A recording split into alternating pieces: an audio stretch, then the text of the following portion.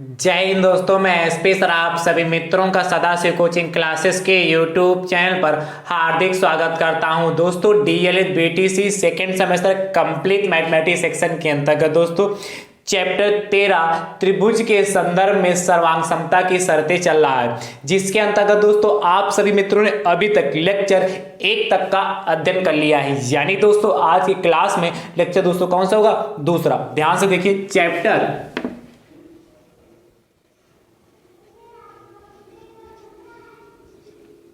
13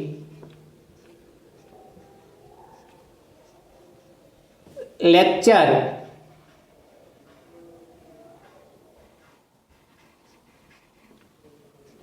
second, chapter 13 का दोस्तों lecture ये कौन सा है? दूसरा। चैप्टर 13 का क्या नाम? ध्यान से देखिए, त्रिभुज के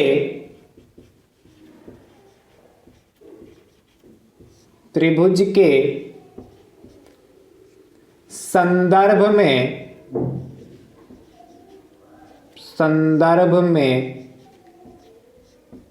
सर्वांग समता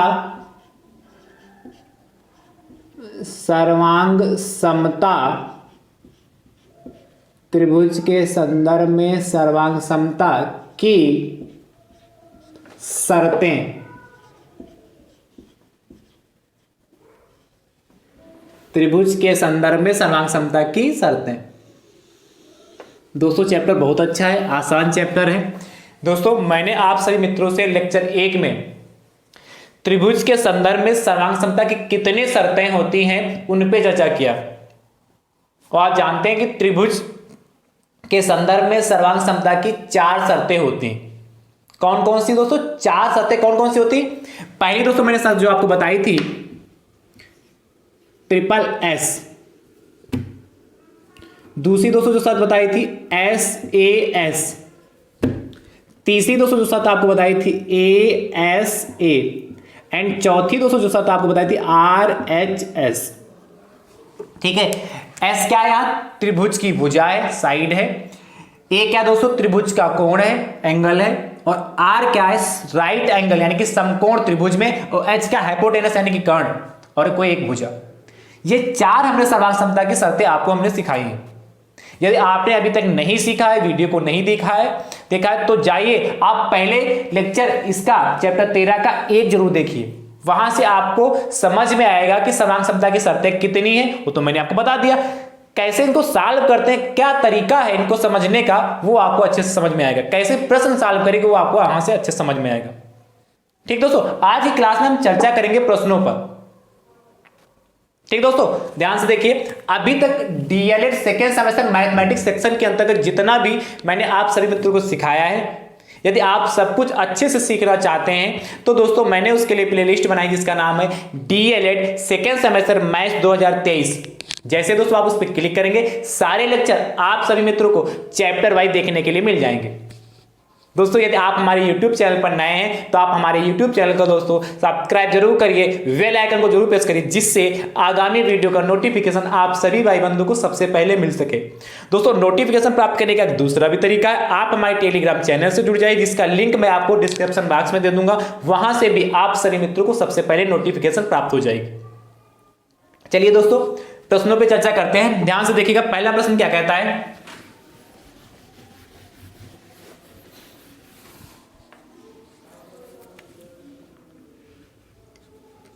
प्रश्न संख्या दोस्तों पहला,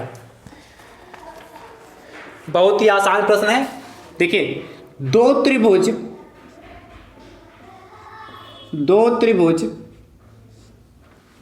आपस में सर्वांग सम हैं।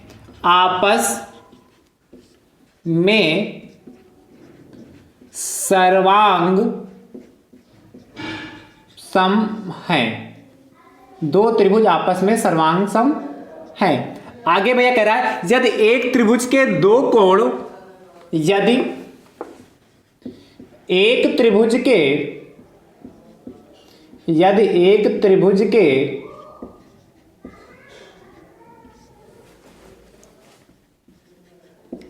दो कोण या दो कोणों के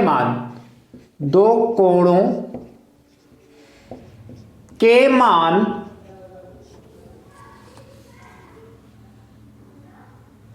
38 डिग्री एवं 57 डिग्री हैं।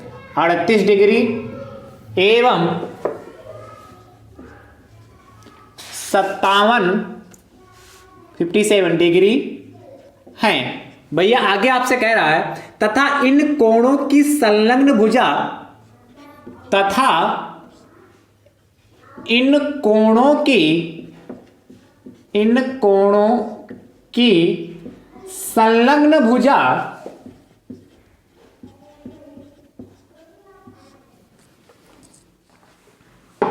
7.2 सेंटीमीटर है।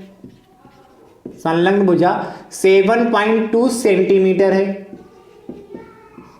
प्रश्न भले थोड़ा बड़ा लग रहा पर इसका सलूशन दोस्तों बहुत छोटा है। यदि दूसरे त्रिभुज के दोनों कोण यदि दूसरे त्रिभुज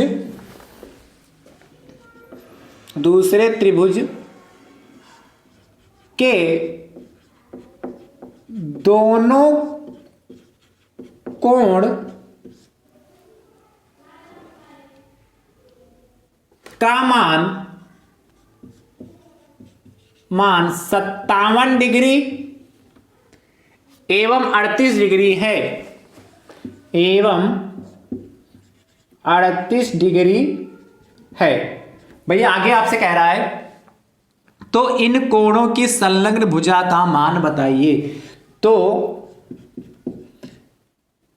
इन कोणों की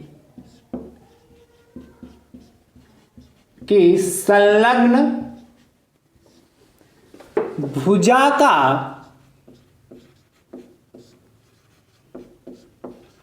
मान बताइए। इन कोणों की संलग्न भुजा का मान बताइए। ध्यान से समझिए कैसे करेंगे।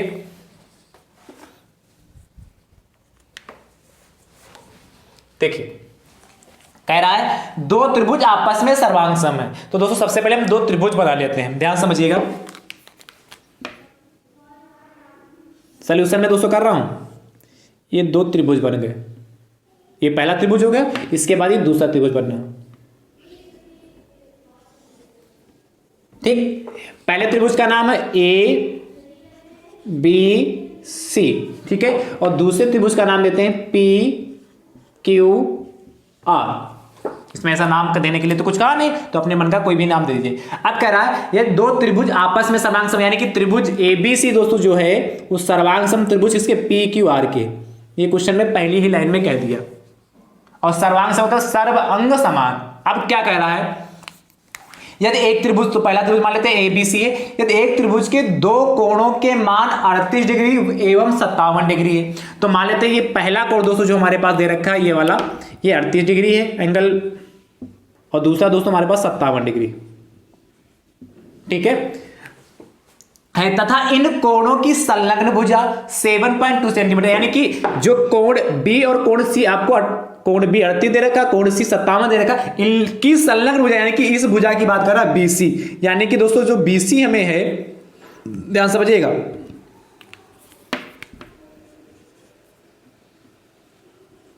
बीसी भैया जो है हमें कितनी देखिए 7.2 सेंटीमीटर।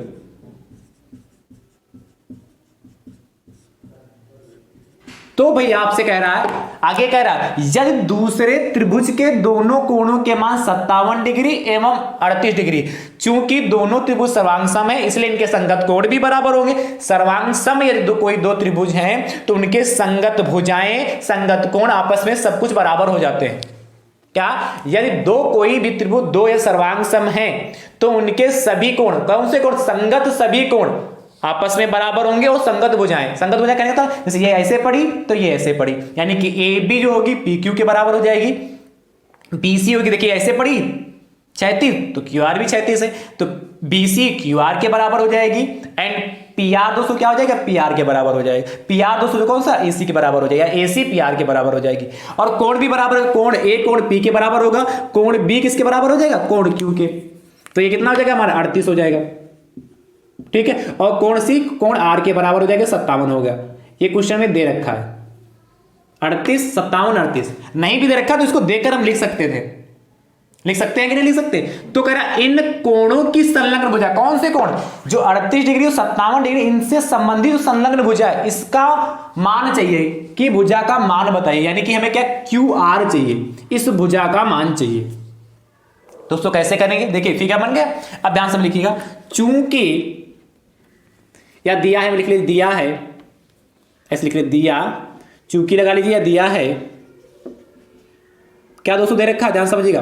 त्रिभुज ए बी सी सर्वांग सम त्रिभुज P Q R, A B C सर्वांग सम त्रिभुज पी क्यू आर, ठीक है। इसीलिए क्या भुजा BC बराबर भुजा किसके, QR की हो जाएगी। और दोस्तों आप जानते हैं BC कितना हमारा 7.2 सेंटीमीटर है, इक्वल टू QR के हो गया। तो दोस्तों QR बड़ा कितना हो जाएगा 7.2 सेंटीमीटर। कितनी आसान और कितना आसान प्रश्न दोस्तों है। तो यही तो पूछा था। तो इन कोणों की संलग्न भुजा का मान कितना 7.2। तो क्या लिखोगे, अतः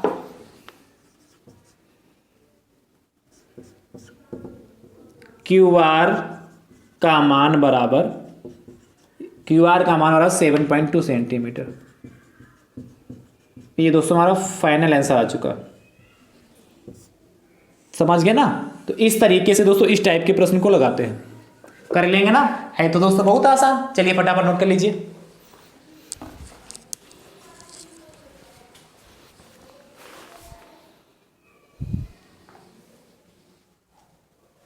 हो गया। अगला दोस्तों प्रश्न देखते हैं, प्रश्न संख्या सेकंड।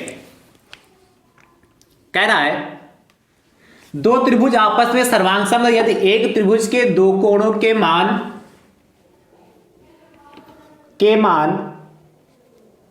37 डिग्री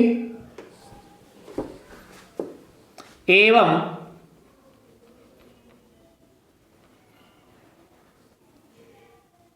32 डिग्री हैं तथा इन कोणों की संलग्न भुजा 4.2 सेंटीमीटर है। यदि दूसरे त्रिभुज के दोनों कोणों के मान 37 डिग्री एवं 32 डिग्री है तो इन कोणों की संलग्न भुजा का मान बताइए। इस प्रश्न का उत्तर दोस्तों आप कमेंट बॉक्स में जरूर दीजिएगा, ठीक है। जैसे लगाए वैसे लगाइएगा, इसका उत्तर जरूर दीजिएगा। अगला प्रश्न संख्या दोस्तों 3 क्या कह रहा है, ध्यान समझिएगा।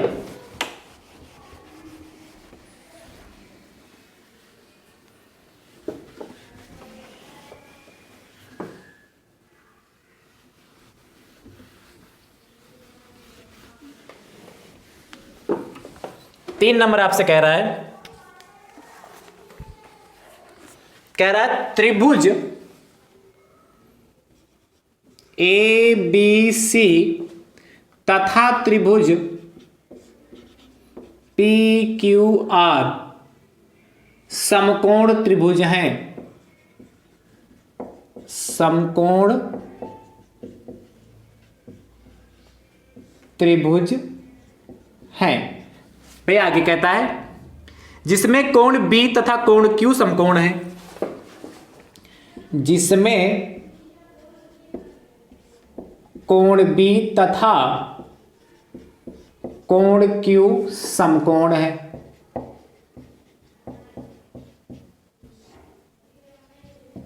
आगे भैया आपसे कह रहा है, ध्यान से देखते रहिएगा, यदि दोनों त्रिभुज सर्वांग सम हैं, यदि दोनों त्रिभुज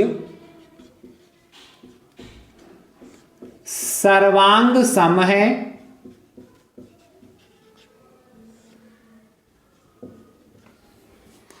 तथा भुजा ACPR आपस में बराबर है तथा भुजा AC और PR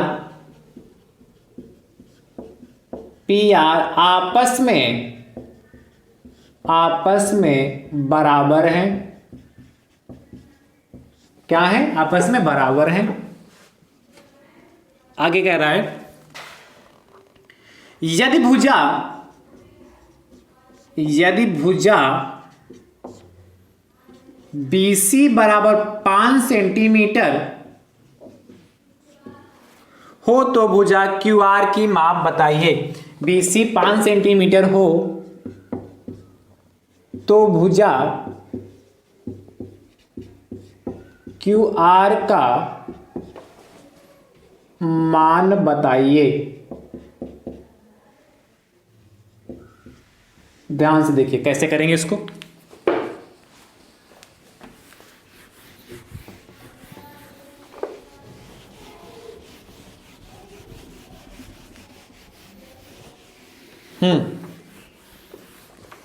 कह रहा है त्रिभुज ABC तथा त्रिभुज PQR समकोण त्रिभुज है जिसमें कोण B तथा कोण Q समकोण है।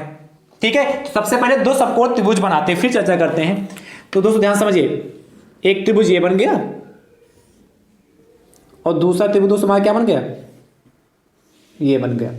तो इसमें क्या कोण B का, यानी कि ये A हो गया हमारा, ये B हो गया, ये C हो गया। समकोण का होता है ये 90 डिग्री हो गया। और कोण Q यानी कि ये हमारा Q हो गया, तो ये हमारा P हो जाएगा और ये हमारा R हो जाएगा। ये हमारा समकोण हो गया, जो कहा वो हमने बना लिया। आगे कहता है ये दोनों त्रिभुज सर्वांगसम, यानी कि त्रिभुज ABC सर्वांगसम त्रिभुज क्या है, PQR है। सर्वांगसम का ये चिन्ह होता है ना। तथा भुजा AC और PR आपस में बराबर है, यानी कि जो भुजा AC हमारी है दोस्तों वो PR के बराबर है।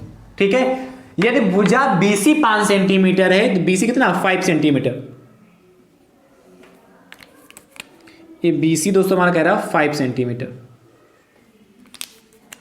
तो यहां से लगाकर यहां तक ये 5 सेंटीमीटर हो गई। ठीक है, तो कह रहा QR का मान, यानी इस QR का मान हमें चाहिए। तो दोस्तों ध्यान से समझिएगा, त्रिभुज ABC और त्रिभुज PQR कैसे सर्वांगसम है, तो लिखोगे क्या दिया है, दिया है क्या दोस्तों दे रखा है, त्रिभुज समकोण त्रिभुज ABC सर्वांगसम त्रिभुज समकोण त्रिभुज PQR। इसीलिए भैया ध्यान समझिए, समकोण त्रिभुज है, कौन सी सर्वांग समता इसमें लगेगी, RHS। कौन सी सर्वांग समता लगेगी, RHS। इस सर्वांग समता से सर्वांगसम है कि नहीं है। तो RH से, यानी कि इसका मतलब क्या, समकोण त्रिभुज में कर्ण यदि आपस में बराबर है, RHS सर्वांग समता का मतलब दोस्तों क्या होता है, यदि समकोण त्रिभुज में कर्ण आपस में बराबर है, देखिए कर्ण आपस में बराबर है तथा कर्ण आपस में बराबर होगी, तो और कोई एक संगत भुजा आपस में बराबर हो, तो देखिए ये भुजा देखिए, तो ये भुजा संगत ही, तो ये भी क्षैतिज है तो ये भी क्षैतिज है, यानी कि क्या हो जाएगा, जब सर्वांगसम है और सर्व अंग समान, यानी कि यदि दो त्रिभुज सर्वांगसम होते हैं तो सभी कोण आपस में बराबर होते हैं। यानी भैया क्या हो जाएगा, क्या लिखोगे, इसीलिए क्या BC बराबर QR। तो BC की वैल्यू दोस्तों कितनी, 5 सेंटीमीटर, जैसे अभी लगाया था वैसे ही। तो QR बराबर 5 सेंटीमीटर। तो क्या लिखोगे, अतः QR का मान बराबर 5 सेंटीमीटर। ठीक, ये दोस्तों हमारा फाइनल आंसर आ चुका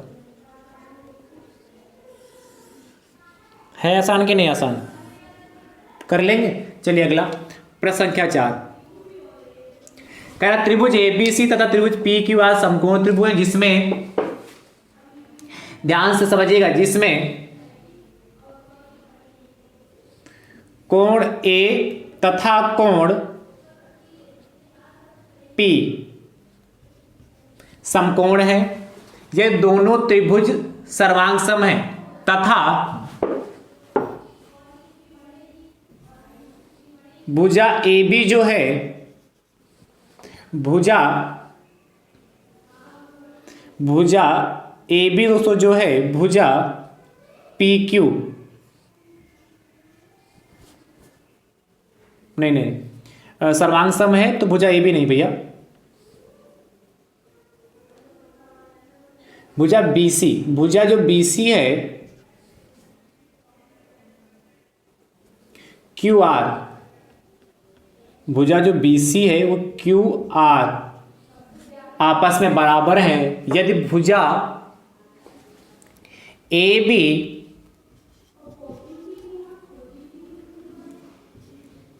4 सेंटीमीटर हो तो भुजा PQ का मान बताइए। सेम प्रश्न दिया, जैसे है वैसे लगाइएगा। चलिए फटाफट नोट कर लीजिए, फिर अगला प्रश्न दोस्तों देखते हैं। ध्यान से देखिए प्रश्न संख्या 5 क्या कह रहा है।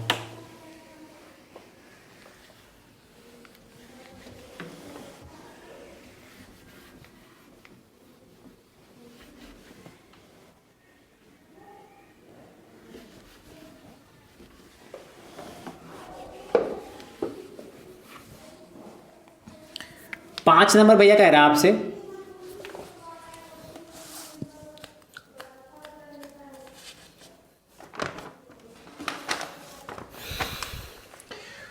दो त्रिभुजों के सर्वांगसम,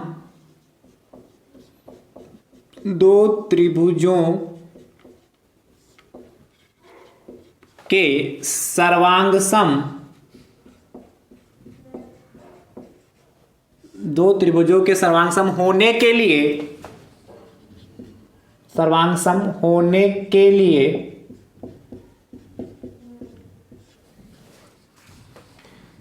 निम्नलिखित में कौन सी, निम्नलिखित में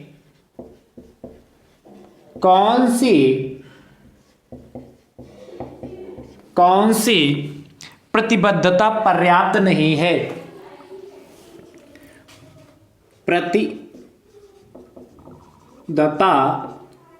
प्रतिबद्धता पर्याप्त नहीं है। ध्यान समझिए, पर्याप्त नहीं है। दोस्तों हमारे पास 4 ऑप्शन दे रखे हैं, ध्यान से देखिएगा। इसको रब करूं,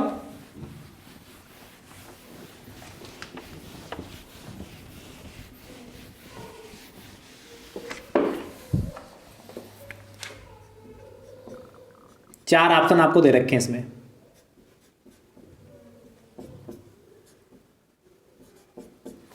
पहला दोस्तों जो आपके पास ऑप्शन है SAS, दूसरा ऑप्शन है SSA, तीसरा ऑप्शन दोस्तों है ASA, चौथा ऑप्शन है SSS। कह रहा है दो त्रिभुजों के सर्वांगसम होने के लिए निम्नलिखित में से कौन सी प्रतिबद्धता पर्याप्त नहीं है। प्रतिबद्धता पर्याप्त नहीं, कहने का मतलब दोस्तों क्या, आपको मैंने सर्वांग समता की 4 कंडीशन बताई हैं, वो आप हमेशा याद रखिए। पहली दोस्तों कौन सी, पहली कौन सी देखिए, पहली है हमारी SSS, दूसरी दोस्तों क्या SAS, तीसरी है ASA और चौथी दोस्तों RHS। पर्याप्त नहीं यानी कि सर्वांगसम होने के लिए ऐसी कौन सी कंडीशन है जो इसमें नहीं है। मतलब सर्वांगसम होने के लिए 3 कंडीशन आपकी होंगी इसमें, इससे जो मैच खाएंगी, एक अदर होगी जो मैच नहीं खाएगी, वही आंसर हो जाएगा।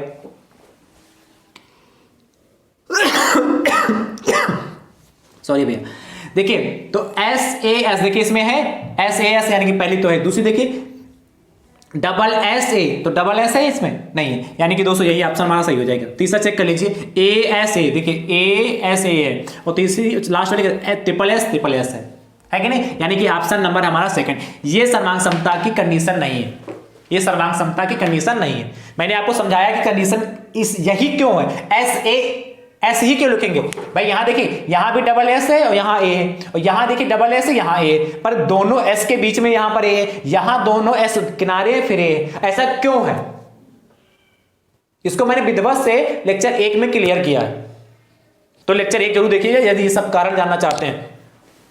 बस आप ये 4 याद रखिए, तो पूछेगा तो फटाफट आंसर दे देंगे।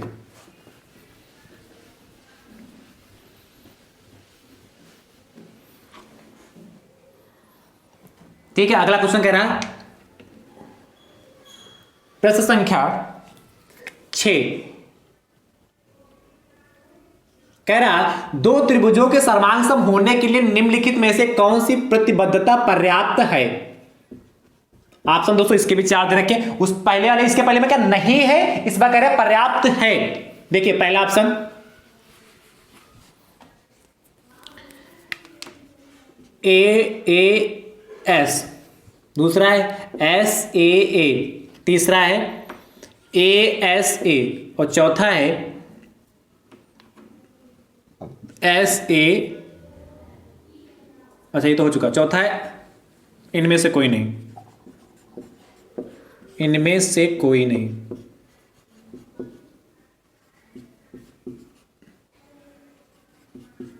अब ध्यान समझिए, कहा दो त्रिभुजों के सर्वांग सम होने के लिए निम्नलिखित में से कौन सी प्रतिबद्धता पर्याप्त, यानी कि सर्वांग सम होने की कौन सी कंडीशन इसमें सही है। तो आपको पता चार ही कंडीशन है, अभी हमने लिखी कौन सी, S S S S A S A S A और R H S। इसमें से देखिए कौन सी, पहली तो है डबल ए, तो यहां डबल ए कहीं का जिक्र ही नहीं शुरुआत में, यहां क्या लास्ट में डबल ए, यहां भी नहीं। इसमें देखिए ASA यानी कि ऑप्शन नंबर दोस्तों हमारा थर्ड सही हो जाएगा। ठीक है, समझ गए ना। अगला प्रश्न, प्रश्न संख्या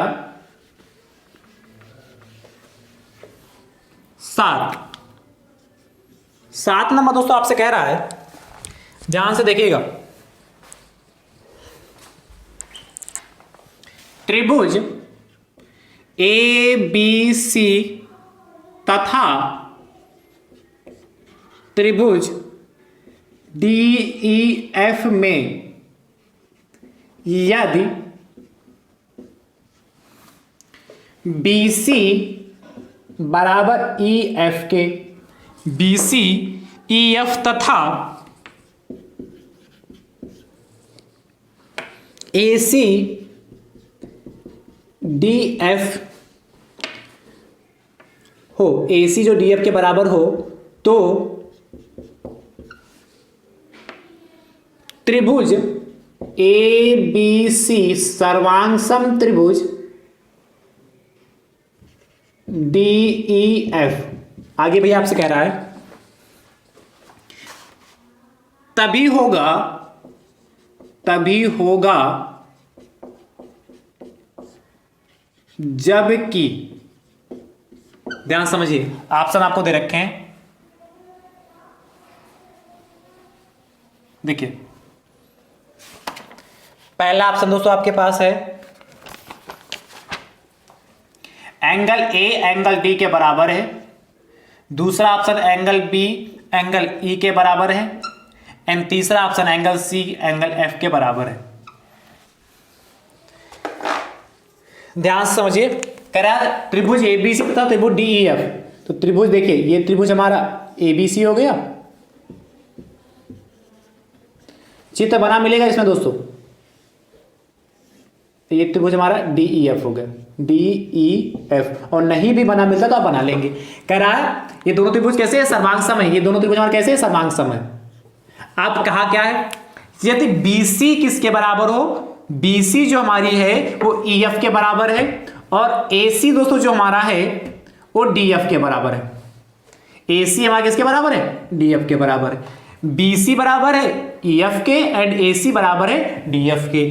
तो कह रहा है त्रिभुज ABC सर्वांग सम ने दिखा दिया, तभी होगा जब option angle A angle D के बराबर हो, एंगल A एंगल D के बराबर हो, एंगल B एंगल E के बराबर हो, और एंगल C एंगल F के बराबर हो। दोस्तों देखिए दो भुजाएं बराबर हैं, तो यानी कि साइड साइड है, और इनके बीच का कोण होता है SAS सर्वांग समता होती है। भुजा कोण भुजा यानी कि इनके बीच का कोण, ये वाला कोण इस कोण के बराबर होना चाहिए, यानी क्या, एंगल C एंगल F के यदि बराबर होगा तो ये दोनों त्रिभुज सर्वांग सम हो जाएंगे। यानी कि ऑप्शन नंबर दोस्तों हमारा कौन सा सही हो जाएगा, ऑप्शन नंबर थर्ड सही हो जाएगा।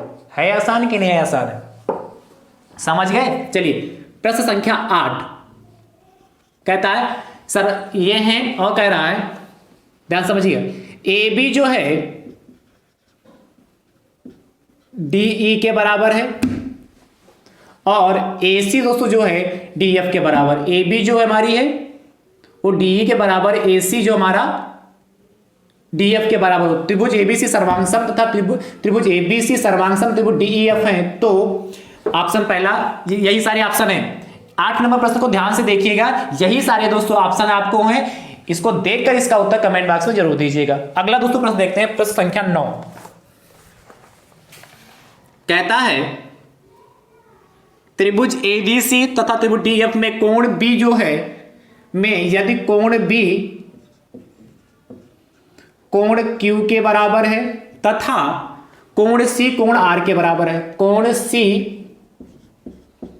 कोण R के बराबर है हो, तो त्रिभुज ABC सर्वांगसम त्रिभुज PQR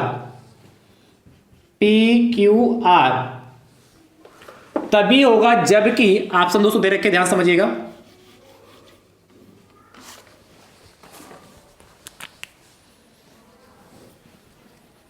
ऑप्शन दोस्तों हमारे पास है AB बराबर PQ, BC बराबर QR और AC बराबर PR, और चौथा इनमें से कोई नहीं। ध्यान समझिएगा, ये जहां DEF है वहां PQR दे रखा है, इस बार PQR, ठीक है। कह रहा है त्रिभुज ABC और त्रिभुज PQR दोस्तों, यहां पर PQR में यदि कोण B, ये सब हटाओ भाई यहां से, इसको चलो दोबारा बना ही लेते हैं।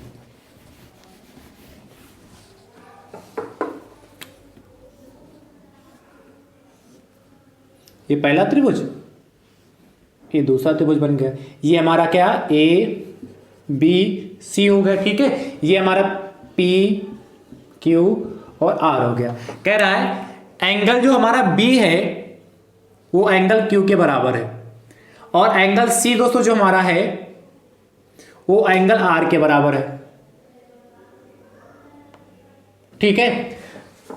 और दोनों त्रिभुज ABC और त्रिभुज PQR कैसे सर्वांग सम है, और सर्वांग सम का मतलब होता है सर्वांग समान। तो कह रहा है इसमें ऑप्शन कौन सा है, AB PQ के बराबर होगा, BC QR के बराबर होगा, AC PR के बराबर, यानी इनमें से कोई नहीं। आपने एक सवाल देखे, दो कोण दे रखे यानी कि A और A हो गया, और उनके बीच की भुजा यानी कि S होना चाहिए। तो कोण भुजा कोण यानी इनके बीच की साइड कौन सी, यानी BC बराबर QR के होना चाहिए। क्या BC बराबर QR के होगा, तभी जाके हमारा ये होगा। तो BC बराबर QR यानी कि ऑप्शन नंबर सेकंड सही हो जाएगा। समझ गए। अगला देखिए, प्रश्न संख्या 10, त्रिभुज ABC तथा त्रिभुज PQR में यदि कोण B कोण Q के बराबर है, कोण A कोण P के बराबर है, कोण क्या है B जो सो है कोण Q के बराबर है, कोण A कोण P के बराबर है, तो तभी होगा जब ये ऑप्शन दे रखे, इन्हीं ऑप्शन को नोट कर लीजिएगा और इसका उत्तर दोस्तों कमेंट बॉक्स में जरूर दीजिएगा। तो दोस्तों आज की क्लास आप सभी मित्रों को कैसी लगी कमेंट बॉक्स में दोस्तों जरूर बताइएगा। और दोस्तों DElEd second semester mathematics section के अंतर्गत दोस्तों जितने भी चैप्टर, कितने चैप्टर दोस्तों थे, टोटल 13 चैप्टर दोस्तों आपके सिलेबस में हैं।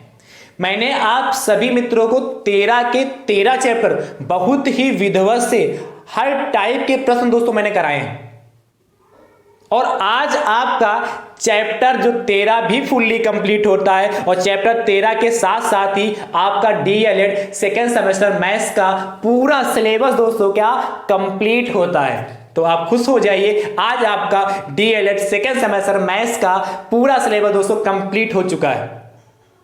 यानी कि आज से आपका दोस्तों सिलेबस क्या, द इंड,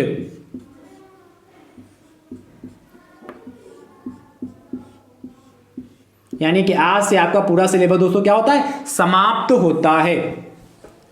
ठीक दोस्तों, तो दोस्तों अच्छे से पूरे सिलेबस को आप सीखिए, पढ़िए, अच्छे से प्रैक्टिस करिए, और मुझे उम्मीद है कि यदि आप ईमानदारी के साथ हमारे साथ शुरुआत से जुड़े हैं, किसी भी टाइप का प्रश्न यदि आपके एग्जाम में आएगा, आप 100% इसको सॉल्व करने का प्रयास करेंगे और सॉल्व भी करेंगे, और आपके 25 में 25 नंबर जरूर आएंगे यदि आपने शुरुआत से हमारे साथ जुड़कर तैयारी की है और आपने अच्छे से ईमानदारी के साथ मेहनत की है। तो दोस्तों वीडियो को ज्यादा से ज्यादा संख्या में शेयर करते रहें, जिससे आपके अदर भाई बंधु भी इस वीडियो से जुड़ सके और अपनी तैयारी को बेहतर कर सकें। ठीक दोस्तों, थैंक यू सो मच दोस्तों, राधे राधे दोस्तों।